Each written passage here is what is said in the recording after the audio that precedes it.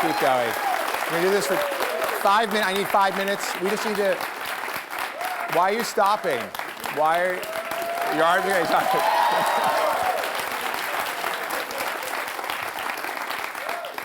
And after the show, we're gonna get a bed. We need 5 minutes of continuous clapping. Just any places that didn't work, we're just gonna throw that in. Just thunderous applause. Hi, welcome to On the Verge. I'm Josh Topolsky, editor-in-chief of The Verge, and very excited to have you guys here. You're here for one of our biggest shows ever, maybe our biggest show ever. Screw it. It's our biggest show ever. And you're here for it. You guys get to experience that firsthand. It's seriously huge. We have an exclusive interview tonight with Damon Lindelof, who is a guy who co-wrote Prometheus, new Ridley Scott movie you may have heard of. One of the men behind Lost, which I'm sure some of you have seen. I know you've seen it. Don't lie to me. We also have a segment with Masi Oka from Heroes, played Hero on Heroes, which is very cool. Him and Paul took a wild trip together. And in studio, we have Marco Arment, who created Instapaper and Tumblr. You may have heard of. You've looked at pornography on at least one of those. You bastards. And we have Infinity Shred here, which is an amazing band. They're going to play for you. Yes. We have such a big show, I want to get into it. I want to first thank our sponsor, which is Clear Scalp Therapy for Men. It's, no, seriously, it's great. My head is tingling right now. You laugh, but you're all going to be trying it later because they're giving everybody here a sample of their, somebody here was like, yes, my dandruff. Good luck with that. But we're psyched, and they also actually gave us some giveaways beyond the shampoo. An Xbox 360, a PS3, and an Apple TV. So somebody here, unless you work for us, and there's a couple of you out there, you're not getting anything. But you get to work for us, that's cool. And we also have 2 tickets to the Blip Fest to give away, which is a big chiptune music festival that's going on next week. So 2 of you in this audience will be going, hopefully together. But maybe not, it's fine. So anyhow, we have a big show. I want to get underway. I'm not even going to wait to get Paul and Nilay out, so let's get started. Please welcome Paul Miller and Nilay Patel. Yes. That's what I wait for you here. So good to see you. Hey. Yes. Oh yeah. Hey, it's Paul Miller. I remember you. You used to be on the internet. Remember when you were on the internet? I remember this. Guys, remember Paul Miller? You're like, I'm not really dead. Yeah. I know there's some rumors. Every time I tweet about Paul, and I'm like, Paul is here. He said this thing to me. Yeah. Somebody responds to me with, why are you talking about Paul? Right. Isn't he supposed to be off the internet? Yeah, like you can't exist. Right. Yeah, it's like, no, Paul works next to me. I'm allowed to relay what he does. You're out of existence. I told my fellow employees at The Verge, they're like, I guess I'll see you in a year. I was like, you know what? You could call me. I can call you. Who wants Have to I call called somebody? you yet? No. Oh. So Paul, Sorry, you are off the internet. Yeah. How's it been? It's great. I mean, I'm crying a lot. Really? Yeah, and I just write into my word processor. Just alone in a corner. Yeah, and then I save it to a floppy in disk. your apartment, you don't have to be in a corner. And mail to somebody. But you actually have been writing a lot. I feel like you've been writing more since you're off the internet than you were before you were off the internet. I have nothing to do. I'm very productive now. Guess I'll write a feature today. Yeah. No, you've been filing reports from the world of not having the internet, and you've been doing videos, and you did a video. I want to show this. You did a video with Masi Oka, who, as I mentioned, was Hero on Heroes. My absolute favorite character. Your favorite? I like the horn rim glasses guy. He's Maybe all right. I'm like he's all right, biased. but he's He's no hero. He's on Hawaii Five-0. This is a show on CBS. Yes. And Nilay was like, it's still on the air? Apparently it's super popular. Well, everything on CBS is popular. That's right. Yeah. Old people. They don't know how to change a channel. Masi also smart TV. Just put it on CBS and leave it alone. Just leave it there. Masi also worked at ILM. Oh, he did special effects for Star Wars. Yeah, like the prequels. He was working on that. So just wrap your head around this if you didn't know this. The guy who played Hero on Heroes actually worked on the special effects for the new three Star Wars. He was literally a programmer and then became a star on a TV show. He did the animated Anakin. Yes. That was a synthetic character, right? Wow. It acted like a synthetic character. Yeah. Why am I What do dissing you- a kid? yeah. Anyhow, you went to the Museum of, what is it? Museum of Moving Image? Yeah, Is that- in Queens. in Queens. Yes. You went with Masi Oka, and we have a video record of it. Take a look at this. I think you'll find it very interesting. Hi, I'm Paul at The Verge. I'm here in Queens at the Museum of the Moving Image. I'm gonna meet Masi Oka from Heroes. He was Hero in Heroes, which should give you a clue about how awesome he was in that show. And he's basically the best human being on the planet Earth. So, just no big deal. So you worked at ILM Yes. back in, that was before Heroes, right? That was before Heroes. How long were you with ILM? Well, I would say probably a good 10 years, maybe. Okay, you were involved with like during the prequels when I they was, were making I was Star involved in Wars. prequels as well, yeah.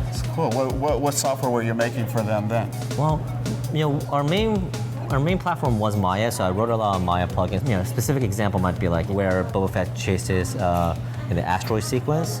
So basically the production said, hey, we need to be able to destroy this asteroid in a million pieces, but we want to be able to control which way everything goes. Okay. Because an animator needs to be able to have all that fine control. And when when in ILM, when in visual effects, you want to be able to do it so that it's visually accurate, but not necessarily physically accurate. It has to be physically accurate enough. So there's a lot of communication back and forth where they want to make something look, and you just have to enable them. I remember one shot where we had to do breast enhancements. Literally. Really? Yeah. So it's like there was a shot of a breast, and the director wanted it bigger, so we had to Wow. digitally enhance that. That sounds like really hard work. Yeah. You right after ILM, Yeah. you got the job with Heroes. That's like why you left, right? Well, actually, what it started was I went to San Francisco was their headquarters, so I was there and I finished my first big show there on Perfect Storm. I was on there like 2 or 3 years. Okay. And I said, I loved working here. I'm a lifer. I could stay here. So that meant that was a sign for me to leave. So I came down to LA, and I ran out of money very quickly. Right. So I was like, oh shit, I got to do something about my financial situation. But then ILM said, you know what? If you're going to look for a job elsewhere, why don't you just stay working for us? You could telecommute for us in LA. Wow. So that was very nice of them. But I had to sign this contract saying if I didn't get a recurring role on a pilot or a supporting role in a film in my first year in LA, I would have to move back up to San Francisco.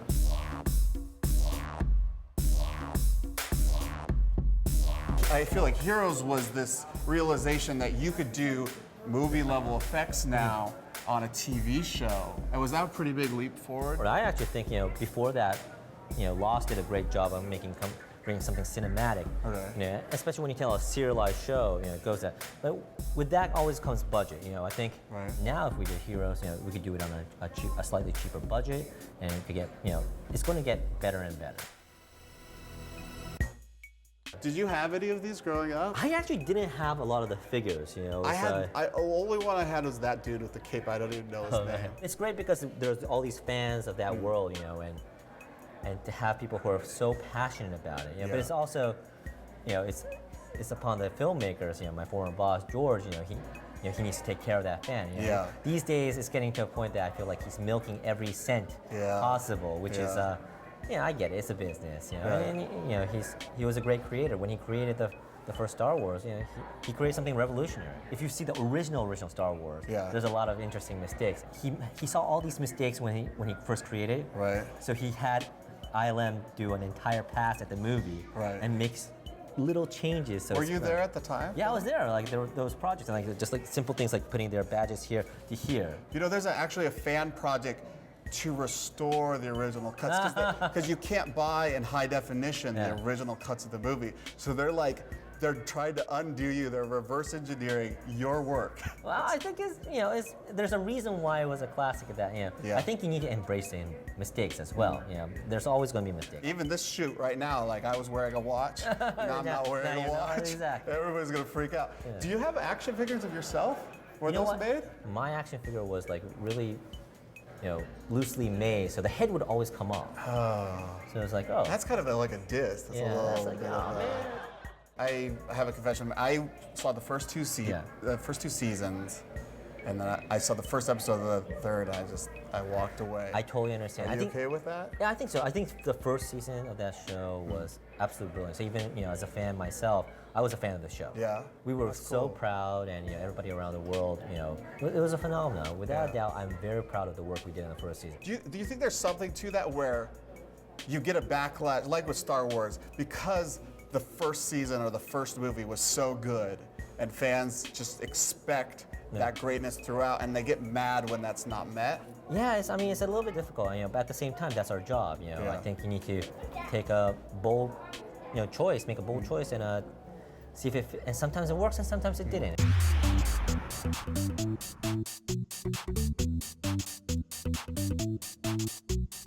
So you play emulated games? I play emulated games, yeah, absolutely. I spent so much quarters on Gauntlet, so I kind of go back and play Gauntlet. Dude, I played some Gauntlet. That thing is designed to make so much money. I didn't realize that, but I was like, wow, that's a money churn. That's a I love the. Yeah. Where do you see yourself going? You want to direct? Yeah, I think ultimately I love to direct. I love the collaborative nature of behind the scenes. I also like being in front of the camera. So I think directing seems to be a natural kind of way of culminating all the experience that I've had. So you've got sort of all angles of the craft. I try to. You think you have a blind spot? I have so many blind spots. This is a continuing education. You could always be learning. I could be like 9 years old and I could still be learning stuff. And that's what's kind of fun.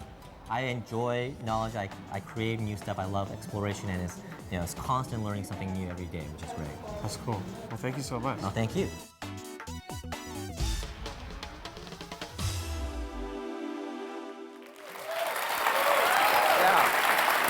Adorable. Gotta love it. First off, I need to go to this museum. It looks incredible. It's a lot of fun. It has an arcade in it? It has a whole arcade. I'm so ignorant. I don't know anything also, about. that installation you probably saw at the start of the video, it's like a whole wall of GIFs. I actually did an interview with the gift curator of Is that why you went there, so you could see GIFs? Maybe. Like, Masi is awesome. Was that a separate trip? You were there twice for No, two I was separate... there. I did 2 shoots in one day. Oh, That's how in the zone I am. That's called TV magic. Yeah, I'm or, not web, checking my phone. Web video magic, Right. as they say, That's as right. they always say. Yeah. No, the one thing cool about Masi, he cares so much about the whole process of film. Now he's pitching anime to Hollywood, anime shows he wants to see adapted because he's just so concerned that they're adapted right. And I don't know. and Hollywood is definitely gonna Hollywood's be the place where you want to take. When you want something to be, remain true to its source material. Right. Hollywood. Yeah, exactly. All right, so in other news, moving along, I don't know if you guys have heard, Yahoo is in the news. First off, Yahoo is in the news. Yahoo.com. Let's Yahoo.com. That's the whole bit, Let's just actually. take that in, just let that soak in for a second. I'm excited. So they hired the CEO. His name was Scott Thompson. Scott Thompson. Is that right? Did I just make that up? Anyhow, he was there for 5 months, and then he got fired because he lied on his resume about having a computer science degree. He's actually he's an accountant. He has an accounting degree, but he does not have a computer science degree. There's a big kerfluffle. That's a word. Yeah. And You think he would check that? they fired him. So we were talking about it, and I said, look, everybody lies on their resume, right? You've all lied on your resume. Yeah, he said this to an audience of his employees. Yeah. Have you? I've lied. I lied. Yeah. There's no way I should be running The Verge. I lied about my. I'm not qualified. I tell people I'm a doctor. There you go. Super easy. but Hi, I'm Dr. Patel. I thought you were a no doctor. one questions it. You're not a doctor? That makes sense. Paul, don't take those. That's ecstasy. He's like, this will make you feel a lot better. Okay. That's the thing. Is there? I feel like there's an ecstasy partied all joke. night. There's definitely an ecstasy joke on The Verge. All right. Anyhow, but we were like, let's find people and ask them if they've lied. Let's see if people will tell us if they've lied on their resume and specifically what they've lied about. Paul thought that people would not go for it. No. Paul was dead wrong. Yeah, very wrong. Nilay took to the streets of New York, the hot, sweaty, Gross. sexy streets of New York. We went different ways. And he talked to people. And he harassed people. everyone is like, they're like, I don't usually lie, but I'll lie on my resume. my And here's resume. exactly what I did. Take a look at this. It's a fascinating look into the minds and hearts of average New Yorkers. Do you ever lied on your resume to get a job? Yeah. Absolutely. To get a job? Absolutely. Yeah. I wouldn't say I had lied. I've maybe like exaggerated responsibilities. So on your resume right now, it says you're fluent in Portuguese. It might say proficient. Do you know one word in Portuguese? Sim. Does it mean yes? Yes. Do you know how to say no? Now. Okay. Do you know how to say maybe? It's almost just like if you don't do it, you're an idiot because you won't get the job. I lied about having a college degree. Oh my God, Yeah. what? You know, I think the weirdest resume we've ever received at The Verge is literally just the word please. I don't know what that means, but I know I didn't sleep that night. So on your resume it said you were a manager at Chase. Yeah. What were you actually at Chase? No, I wasn't actually. I'm a bank at Chase, but I'm not actually. I was the manager. You're like, I got a checking account. We need some like suits. We need to see what the 1% thinks of lies. The problem is none of them will talk to us. Excuse me, sir. We're doing some interviews. No, none of them. Excuse me, we're doing an interview about lying on resumes. No, thank you. Just wondering if you want to be involved. Okay, thank you. All right, thanks. No thanks. No thanks? Appreciate it. Excuse me, sir. Your boyfriend right here. Hi, we'll talk to you next. Oh my God, you're a guy in a suit. I've been waiting for a guy in a suit. Oh my God, it's finally a guy in a suit. Yeah. So, let me ask you this. If you were hiring people and you came across a resume with a Yahoo email address on it, would you I'd be a kinda little judge? offended. I would be a little offended because everyone uses Gmail. Who has Yahoo or like Hotmail? I had a Hotmail account before my Gmail, and everyone was like, "That's only for like child predators." What's your main personal email? I have a Hotmail account. When they don't have a Gmail email address, actually I judge them. You judge people when they don't have Gmail. Yeah. I never use Yahoo. I told somebody my email address is at AOL, and the person at my job just kind of looked at me like, "Do you still have AOL? Like, come on, you got to get up on the Gmail now." I have Gmail. I'm pretty happy with that. I'm a Gmail guy. What are the 3 things you would immediately do if you were the CEO of Yahoo? Oh God. I would cry. I would pray. Pray, and then I would call a big meeting to restructure the fuck out of it. My first move would be to quit. Second move would be to sell my shares, because then you wouldn't be obstructed by that. Third move would be to move. Get out. Ultimately, we're all liars. We all stretch the boundaries of reality to construct a box that makes us feel more comfortable. But as I looked inward today, a universal truth revealed itself to me. No one gives a shit about Yahoo.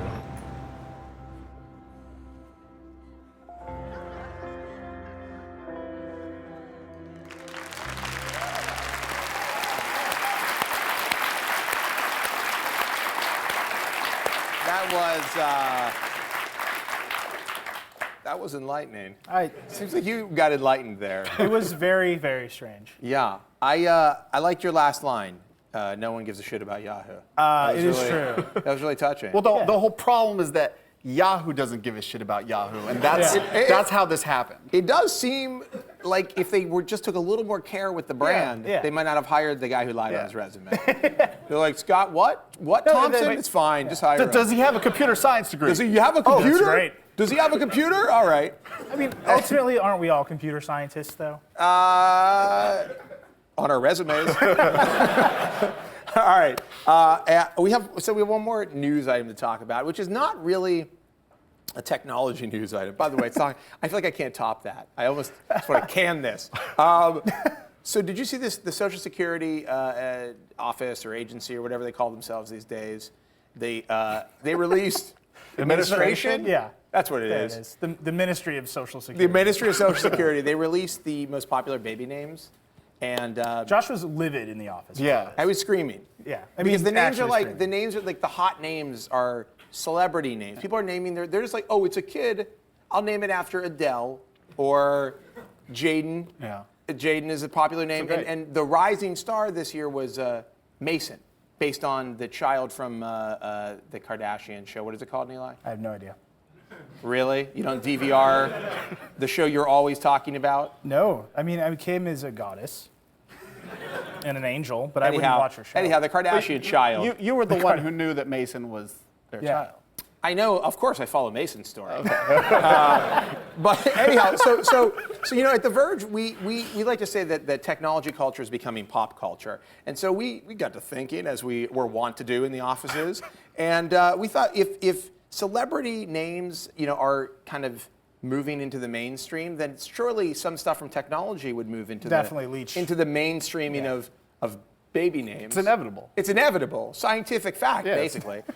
And so we wanted to gaze into the future and maybe think of some names that we might see in the upcoming years that are. And I think we came up with some very accurate. I think results. these are real names that are probably Yeah. we're going to see because of how technology is just becoming a part of our lives. It's everywhere. It's everywhere. So let's take a look at a few of these possible these future babies, as I like to call them. Oh God. Why did I agree to this?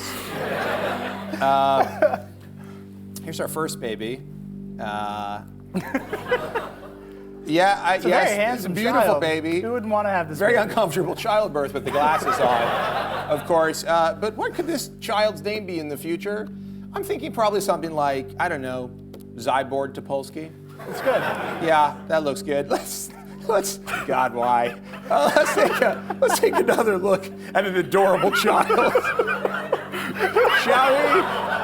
Yes. Yes, I know what you're thinking. What's this baby's name? Yes. That's right, it's Optimus Epic Miller.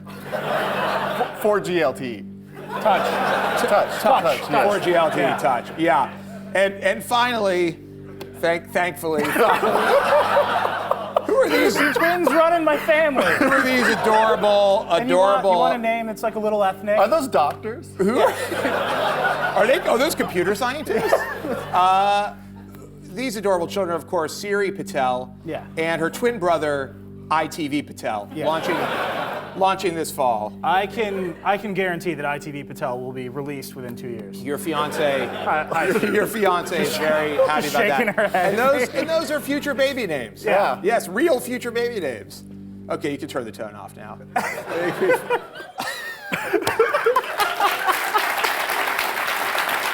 You know, we were like doing the research. There's like a couple Siri Patels out there in the world. I would like to apologize. Did not to them. derail our joke, Siri Patel. No, we're real, like, whatever. real name, real people. That's right. Yeah. Anyhow, that was horrific on many levels. Okay.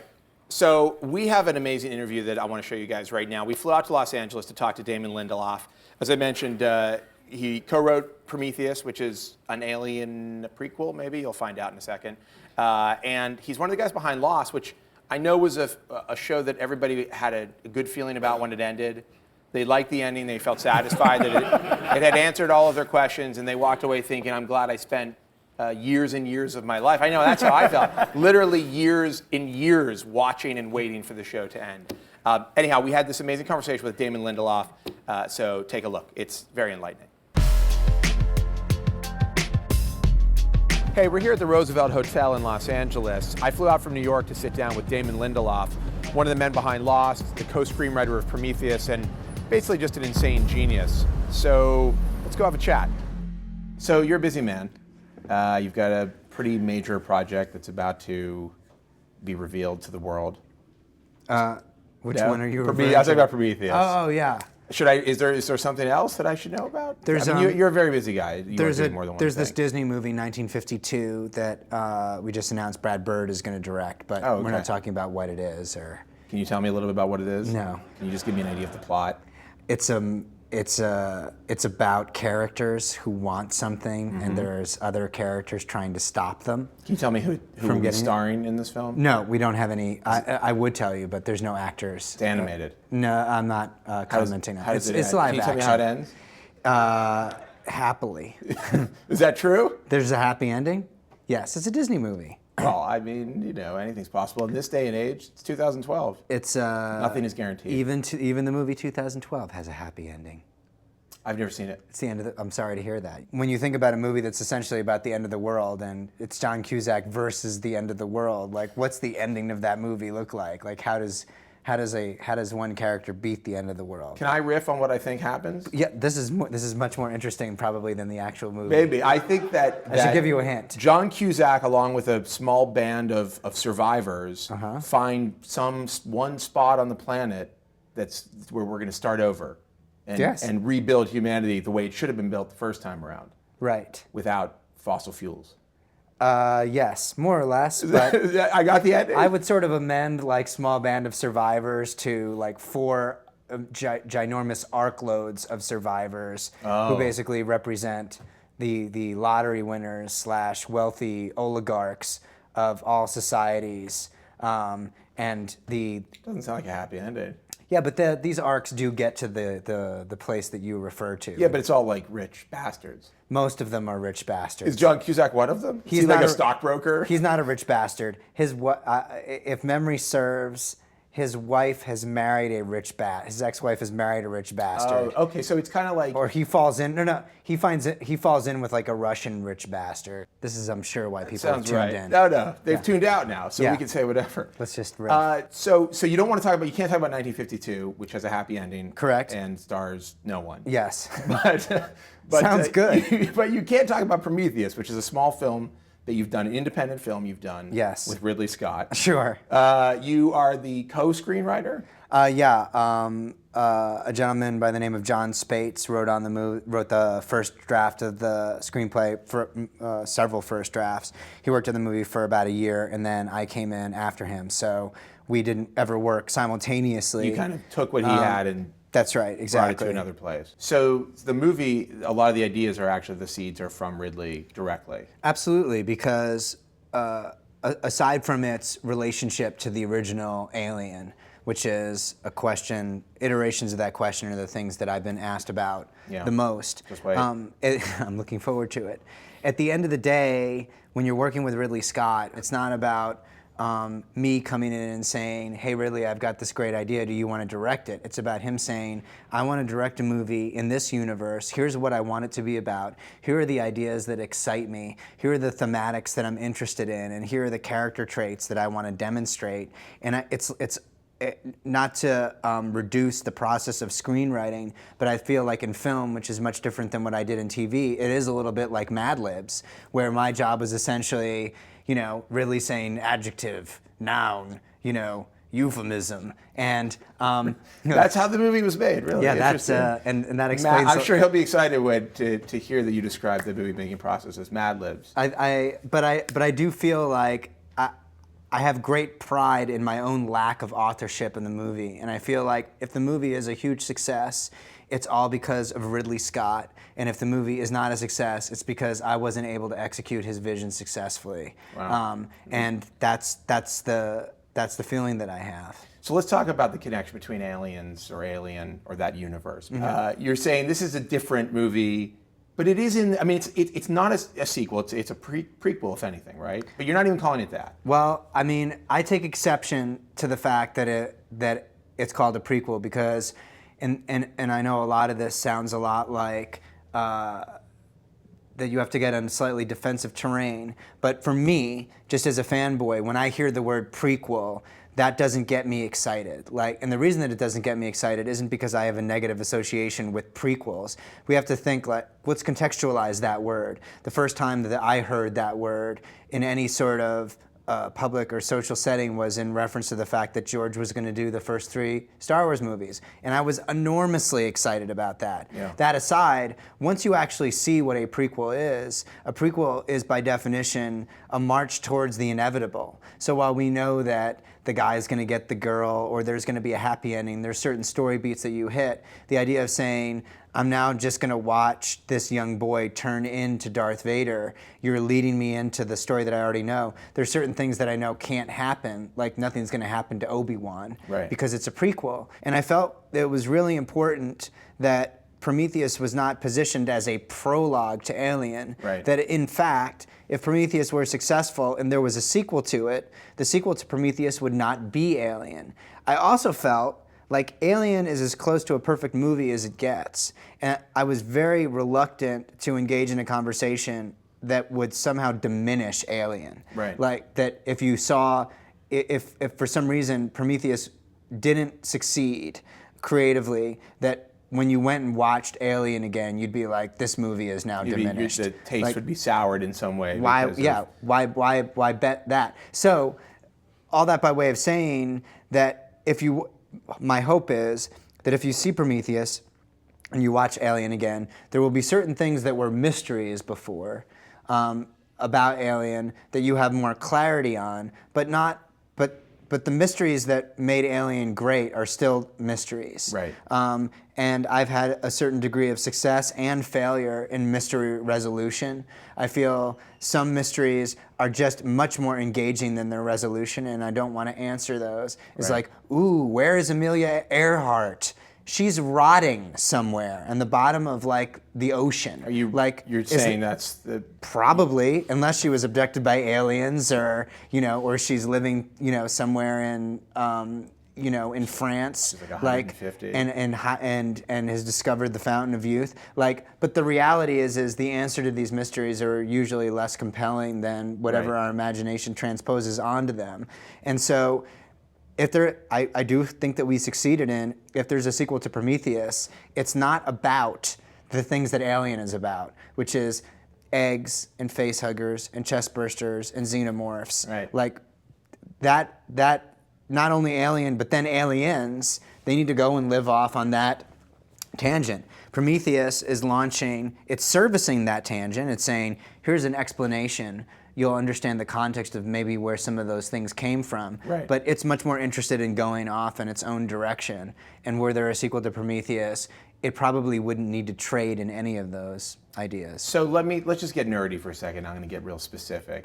As opposed to what I've been, because you're speaking what I've been for the last 20 minutes. But you're speaking very broadly about you're kind of setting the stage for this. But yes. But it does seem to be taking place in or on or around the beginning of Alien, which is or Alien full stop, which is there's this large alien craft they stumble upon. I mean, that seems to be in Prometheus. Let me just say, there was a 2-minute trailer out there that people were like, I can't wait to see this movie. And then there was a 3-minute international trailer. Yeah. And that 1 extra minute of material is the line that you cross where people start to say, you told me too much. Right, and I agree. I think the 3-minute trailer gave away a lot. So of my stuff. desire to not tell you what is the relationship between, my hope is, and again, this is frustrating to some, but it's the space in which I live, which is the reason to me that I loved Inception was after Inception was over, there was stuff for me to fight about and discuss with my friends as to what it meant,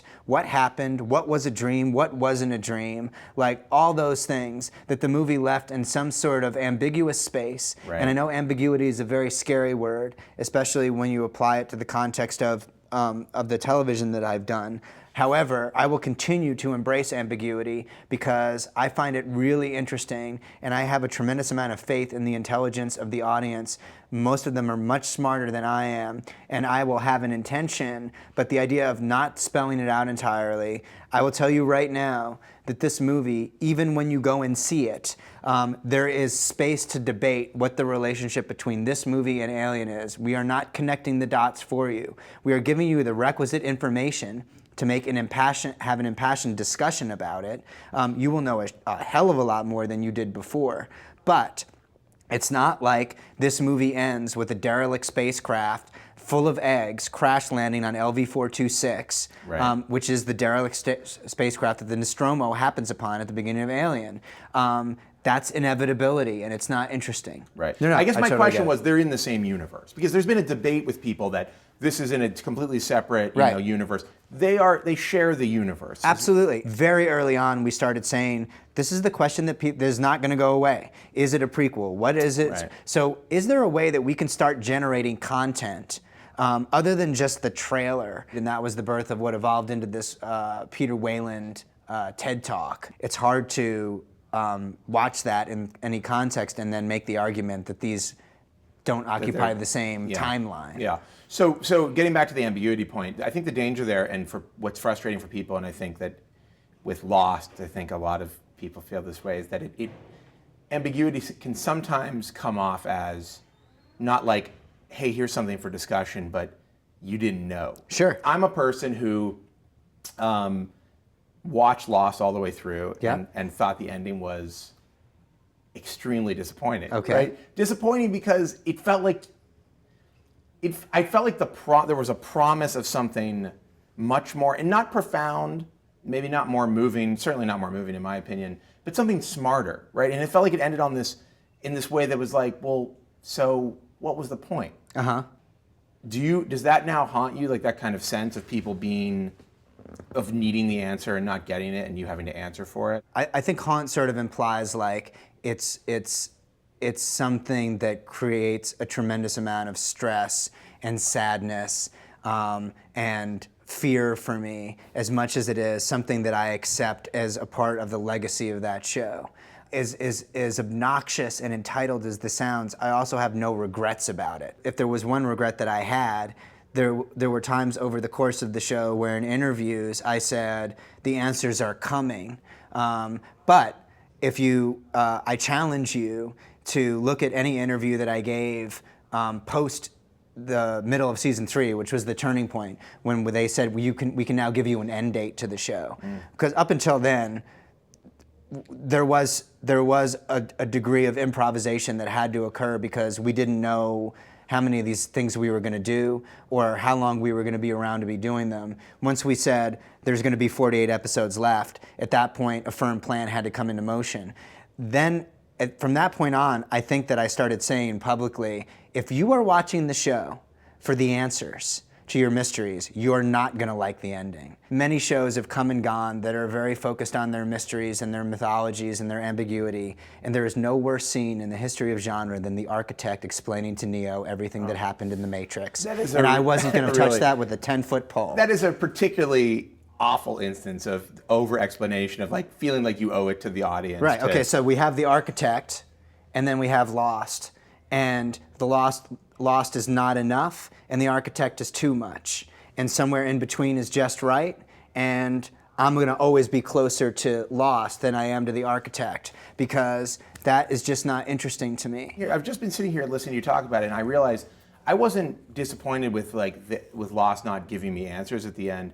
What I was actually disappointed with the answer it gave, which it felt like the answer was all of the things that just happened didn't really mean anything. They kind of didn't happen. That was my takeaway from it. What do you mean they didn't happen? It was like all of the things that happened, all of these things that were set up as, you've got to stop the Man in Black because X, Y, and Z. Sure. It didn't matter. Right. Well, because it wasn't real.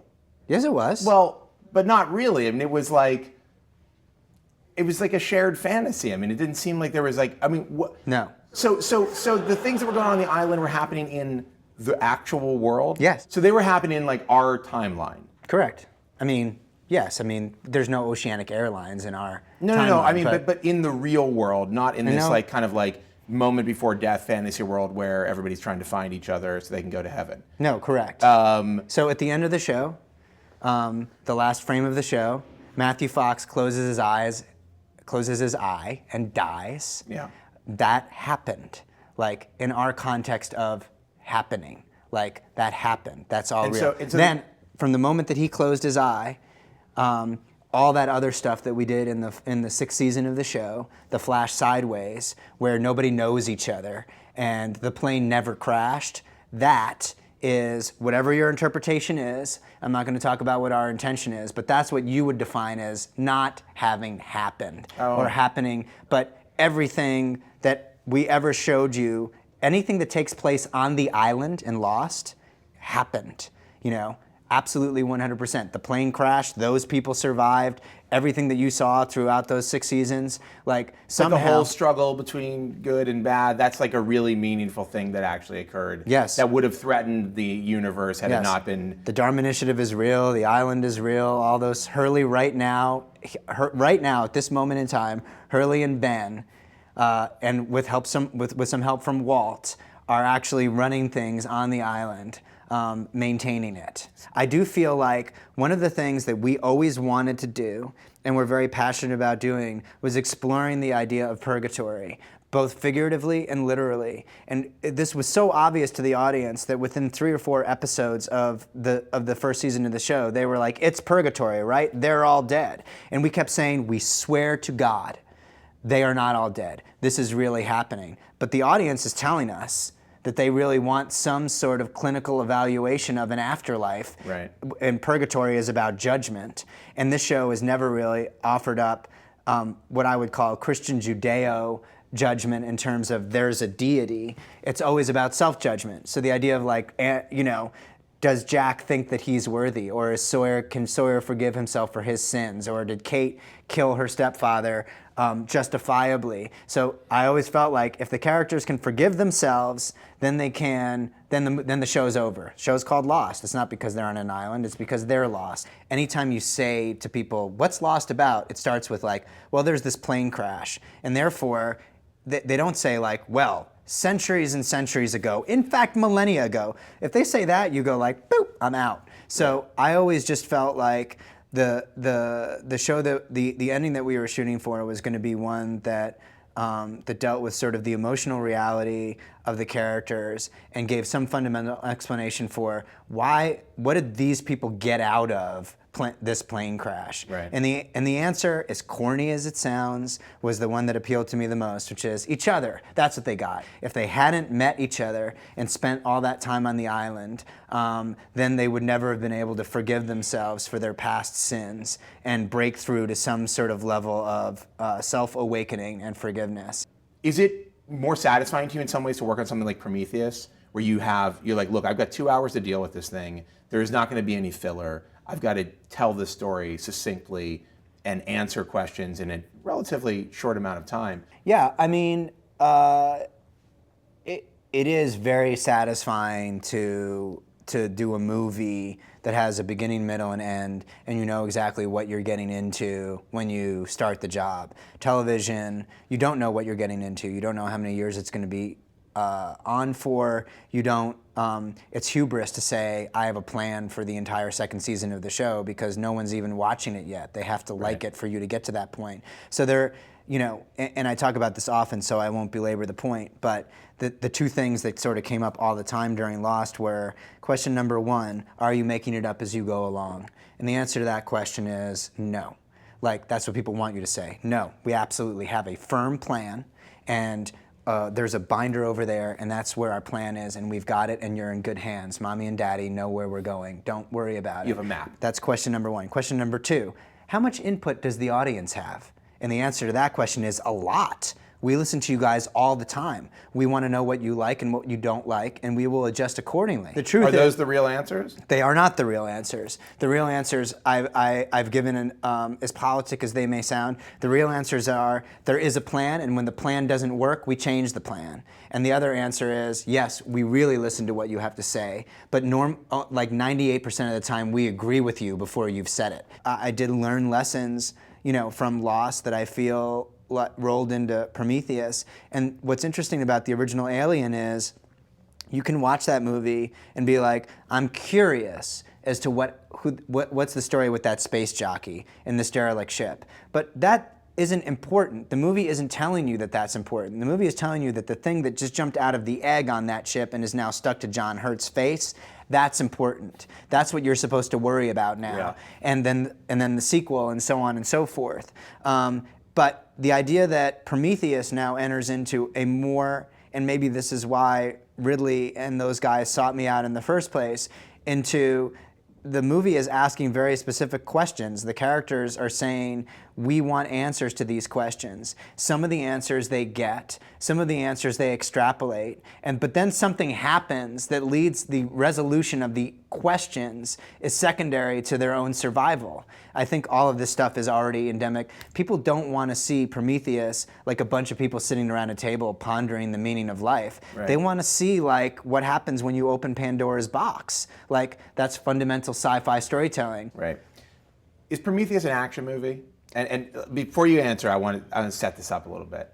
It seems like modern day science fiction cannot exist without it having an action component. Mm-hmm. And if you look at, you know, a movie like 2001, I would not classify it's not an action movie. Correct. It's something else. Yes. So, is Prometheus an action movie, or is it something else? I couldn't describe it as an action movie any more than I would describe Inception as an action movie. That being said, once that fuse gets lit, there is a fair amount of sort of scope and sizzle to it. There's much more of an action fuse on Prometheus than I think Alien. But I would say Aliens is an action movie. Yeah. And Prometheus is much more. It feels a lot more like Alien than Aliens to me in terms of its storytelling. I think one of the things that I've been hearing, both, again, in the recurring theme of this interview, you take the good with the bad is, on the good side, it's like, this feels a lot like the original Alien. Like, because there's motifs in the original Alien. There's an android you're not entirely sure you trust. There's people in cryosleep. There's a female lead.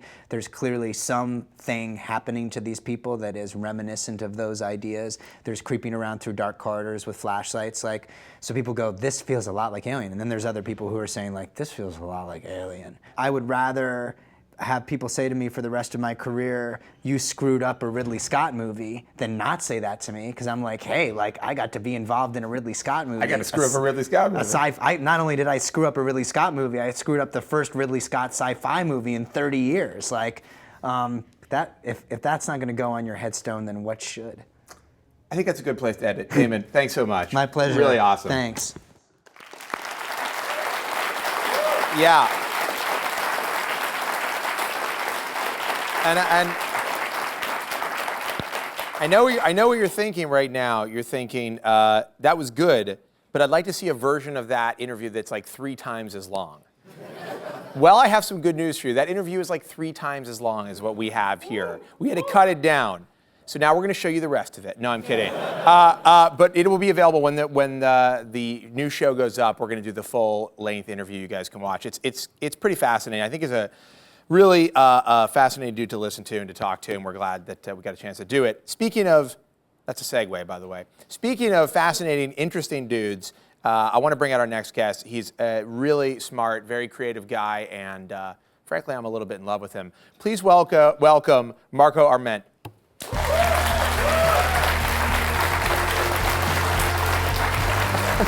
That works, right? Thank you. Thank you. Yes. This is nice. We're stepping up the nerdiness. We're going From that? We're getting increasingly nerdy. At the end of the show, we're just going to be sitting here coding. Is that cool? Well, as long as we put 2 big top windows on the screen, and 1 red, 1 green. Nah, 2 inside baseball? All right. Is that a coding thing? I'm confused. To some people. I'm totally confused right now.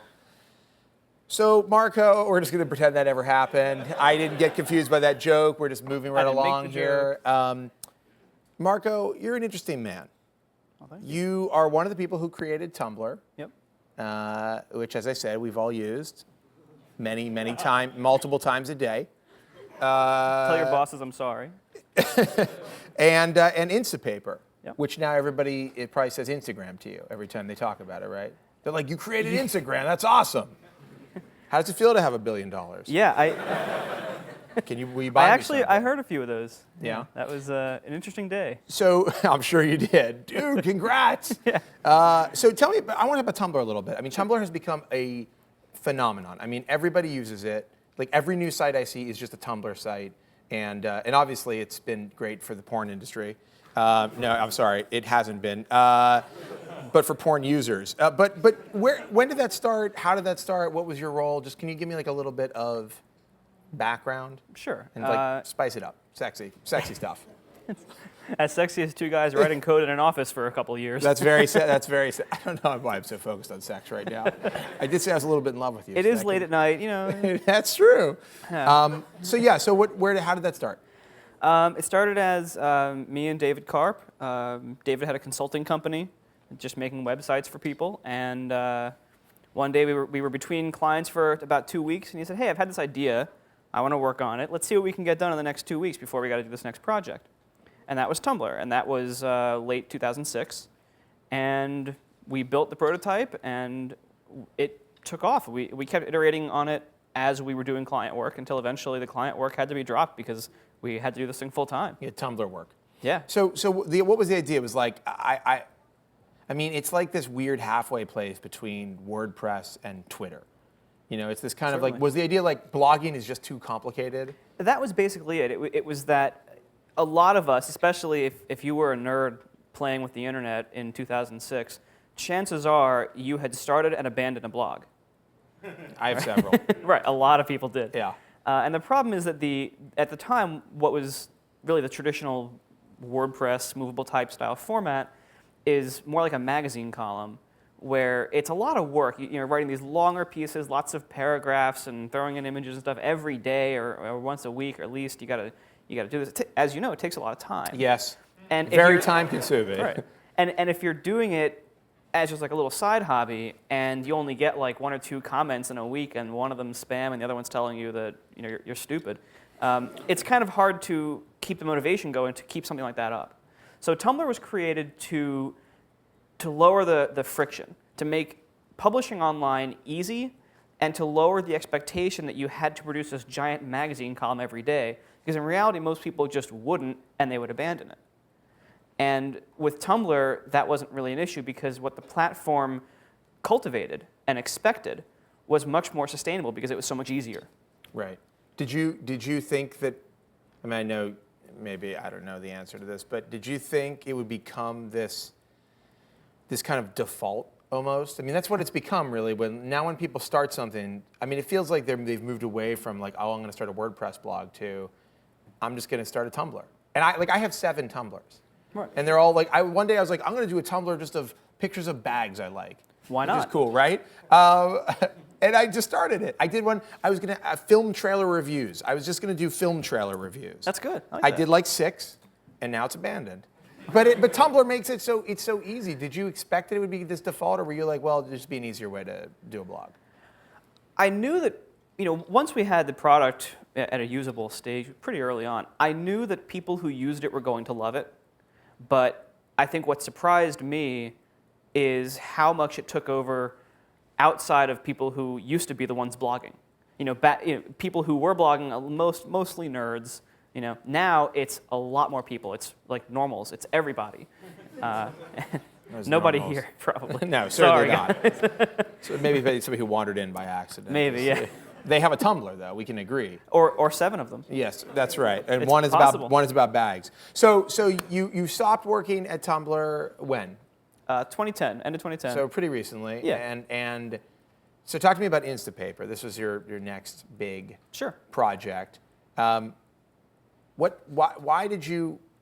did Instapaper come from? And how were you sitting there one day? You were like bookmarking something. You were like, there's got to be a better way to do this. Basically, yeah. I mean, what happened was in late 2007, I got an iPhone, and I was still working at Tumblr, and I was commuting every day on the train. Not the subway, the suburb train like that nobody here knows about. An actual train. An actual train. The LIRR or the... No, the Metro North. Metro North. Yeah, which leads up to what most people consider farmland upstate, even though it's like 10 miles. You live on a farm?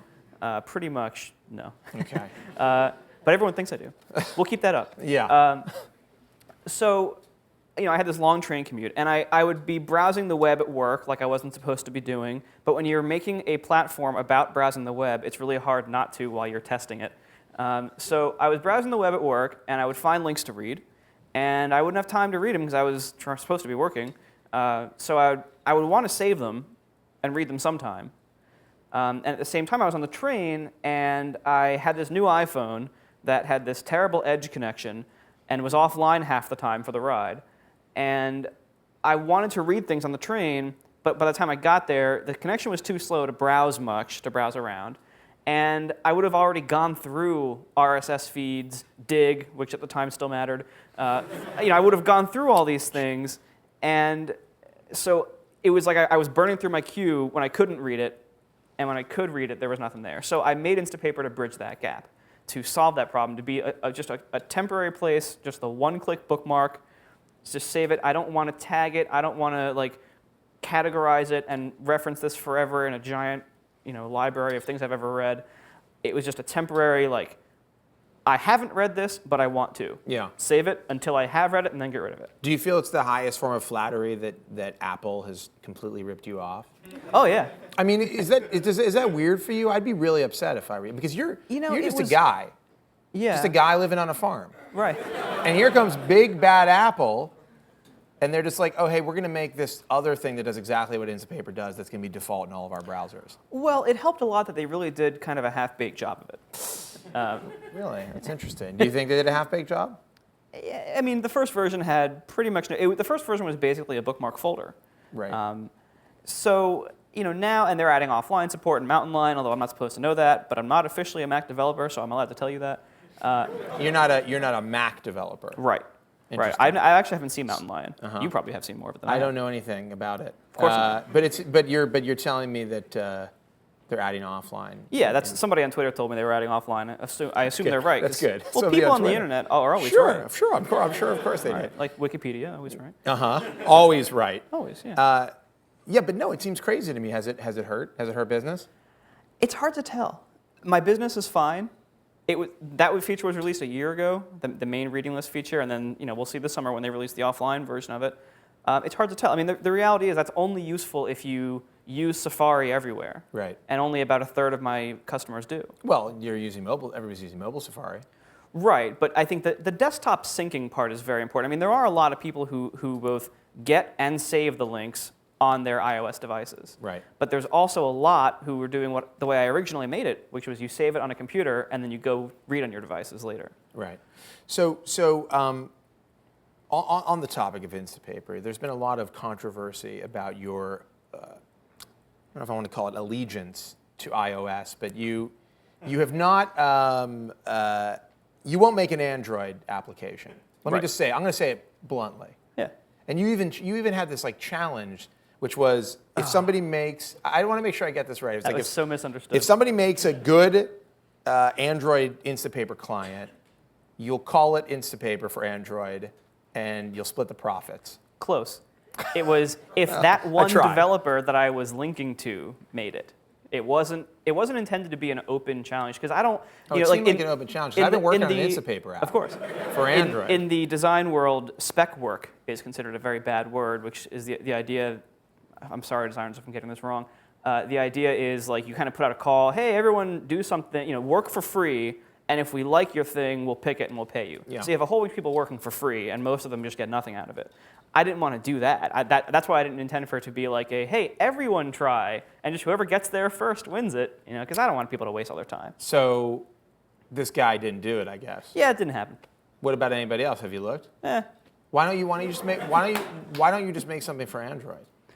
I mean, it is. So I feel like it is in the market in a big way, right? That's agreed. I totally agree. There's literally half of smartphones. So are Blackberries. Yeah. So but come on. I mean, let's not be.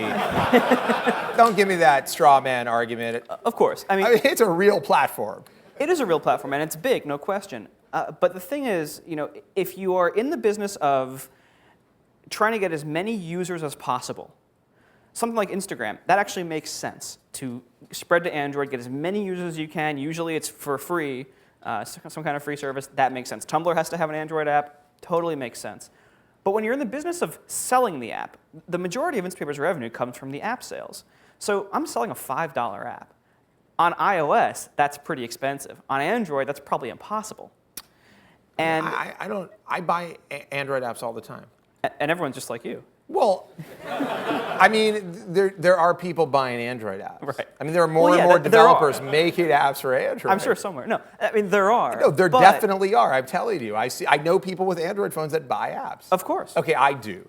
Yeah, you know a person. You don't, but you think that all the other people who are probably not, one guy who don't write for The Verge, right, are like, no way, I don't need apps. Well, it's not all of them. It's a question of really just economics and how to allocate limited resources, which is the most limited resource that I have right now is my time. And that's everyone's most limited resource. I only have this one awesome version of the app that I'm really focused on. If I were to take time off and either do an Android app myself or pay someone else a whole bunch of money to do it, that would significantly detract from my ability to make the iOS app great. And now, in the face of ever-increasing competition, I can't afford to let up. Right. I have to keep making the iOS app awesome. I mean, you're competing with Apple, so you can't really screw around. I'm competing with everyone who doesn't charge any money. Right. And Pocket. Yeah, and what do readability. Yeah. Evernote clearly. What do you think? Spool. What do you think? Scribd's balloon thing. Which one do you like the best out of all of your competition? Honestly, I've seen very few of them. You might want to check them out. Yeah. I tell you something. I mean, in all seriousness, I've talked to people in our industry. There are other people that are like, yeah, I don't really check out the competition. John Rubinstein from Palm famously was like, yeah, I haven't really seen an iPhone. Well, that went well. We know how that ended. So my suggestion, this is from one man to another as a friend. Yeah, I've seen the big ones. Okay. There's a whole bunch of little ones. I've seen the big ones. And are you going to add? Do you think you're going to add features or try to compete on any of the stuff like Pocket does a bunch of stuff that Instapaper doesn't? I mean, it does some things, not a bunch. It does more things than it does. Yeah. No, I highly value originality, and we have to distinguish. There was that awesome HP Envy whatever that came out. We have to distinguish between. Did you say HP Envy? Whatever the. You mean the computer that looked exactly like a MacBook? Yeah, that thing. Yeah, that's the HP. The HP MacBook Air. Yeah. We have to distinguish with originality. The problem of simultaneous invention versus true originality. Now, I want to be the original. In many ways of what Instapaper does, it is the original. And I like Apple products because many of them are very original. Not all, of course, but many. And I value that a lot. I get a lot of satisfaction out of that. And so I don't want to copy other people's products or features if it's not something obvious. Right. But I think if it is something obvious, like, okay, I have a read later app, and if you tap on a link, should it just open, or should it offer you an option to read that link later? Once you're building a read later app, that's a pretty obvious feature. Right. And so if someone else did that first, and then I copied it later, I wouldn't really feel bad about that. So when I look at other competitors' features, and if a competitor does a feature before me, and I'm getting a lot of pressure to add it, I try to be original as much as possible in the sense that if I try to not just copy it directly, I try to only copy things that I would have come upon anyway. Right. That were obvious. You're walking a fine line there. Or if I can't do that, if it's something that someone else just made a really good point and did this awesome feature that I never would have thought of, and I'm like, I really have to implement that to stay competitive, I'll try to do it differently. Mm-hmm. I'll try to do it like in a substantially different way. Like if somebody has a grid, you'll make like a wheel. I had the grid first. Okay. No, but you're owning the grid, is what you're saying. Yeah. Well, Flipboard beat everybody. Wow. I try to be original. So even if I have to copy someone else's feature, I'll try to do it my own way. And so I respect other people who do that same thing. So like I see in like the PC laptop space or the Android phone space versus Apple and other people. I like when Android and when crazy PC manufacturers come up with their own solutions to problems. Like I respect that, even if I don't like their solution as much. Mm-hmm.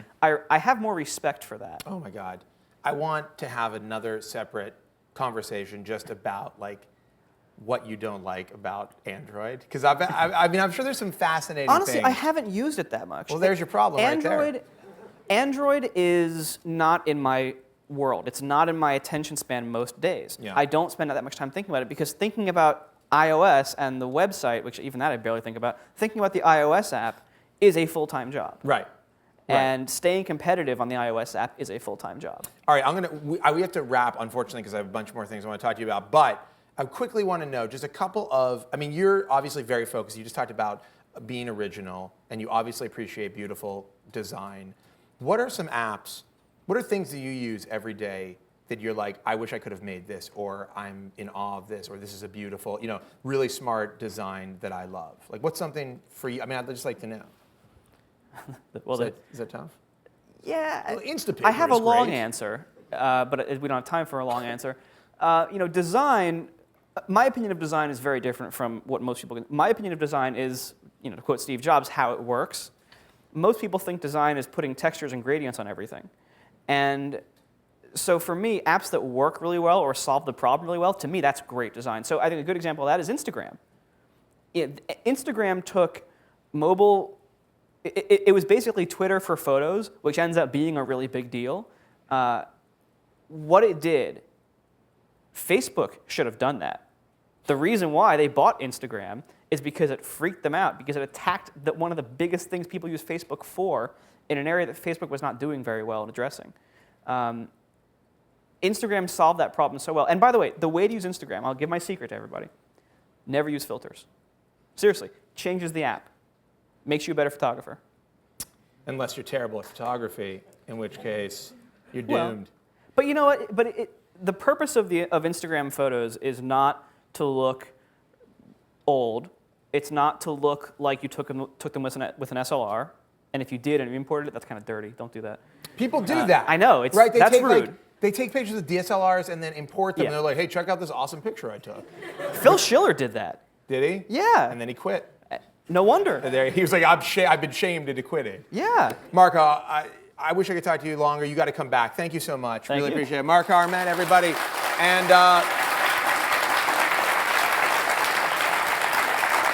yeah, you're definitely coming back. All right. You got it. We're going to take a quick break, and then we'll be back with Infinity Shred. So stay tuned. Hi guys, I'm Jen Atkins, celebrity hairstylist on the Clear Men's Scalp Therapy team. Here are a few of my tips for becoming the perfect man. First, go to a stylist and not just a barber. They'll pay much more attention to your style and give you really good tips. Second, make sure that your clothes fit. It's a really good idea to take them to a tailor so that they can specifically fit everything to your body type. Third, make sure to pay attention to your hair and your scalp with Clear Men's Scalp Therapy. It stops dandruff at the source for 100% dandruff protection. Share your style at facebook.com/clearmen.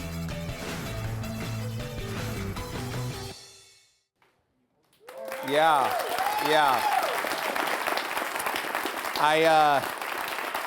I've been following all of those tips, and they're great.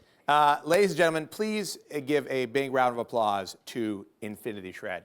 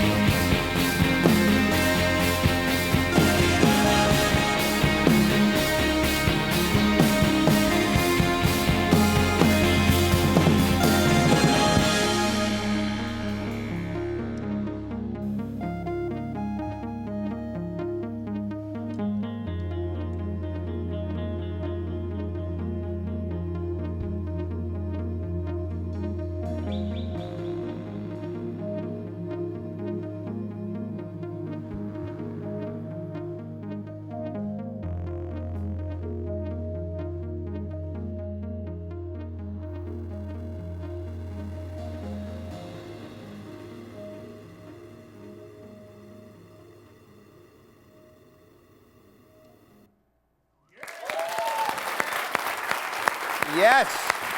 Oh my goodness. That was awesome. That was very good. Very nice. Very nice. We did it. We did the handshake.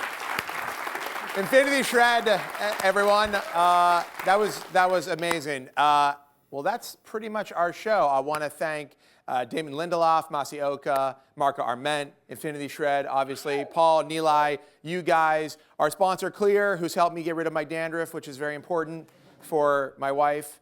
And we're gonna hear one more song, and then we're gonna do some giveaways. Thank you guys so much for coming out.